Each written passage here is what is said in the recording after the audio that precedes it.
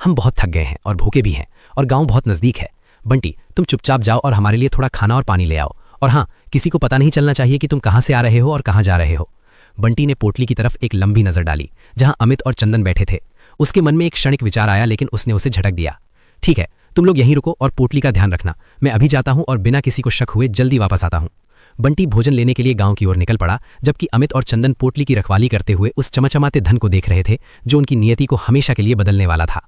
बंटी तेजी से गांव की ओर बढ़ा, लेकिन उसके कदमों की गति से ज्यादा तेज उसके दिमाग में विचारों की उथल-पुथल चल रही थी।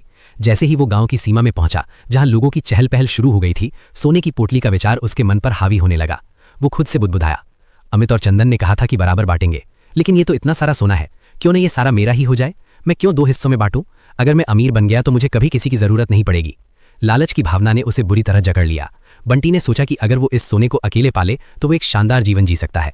जब वो एक छोटी सी भोजन की दुकान पर पहुंचा तो उसने वहां से ताज़ा रोटियां और दाल खरीदी। दुकानदार को भुगतान करते समय उसकी जेब में रखे कुछ पुराने सिक्कों ने उसे अपने आगामी खजाने की याद दिलाई।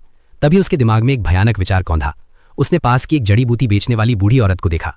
बंटी ने उससे पूछा कि क्या उसके पास कोई ऐसी जड़ी बूटी है जो कमजोर चूहों को मारने के काम आए। उसने बहाना बनाया कि उसके घर में चूहों का आतंक है। बूढ़ी औरत ने उसे तेज जहर दे दिया और चेतावनी दी कि इसे इंसानों के इस्तेमाल की चीजों से दूर रखना। बंटी ने जहर लिया और अपने लिए अलग से थोड़ा पानी और भोजन खरीदा जिसे वो सुरक्षित रखने वाला था। फिर उसने जल्दी से अपने और बाकी दोनों दोस्तों के लिए खरीदे गए भोजन में चुपके से उस घातक जहर को मिला दिया।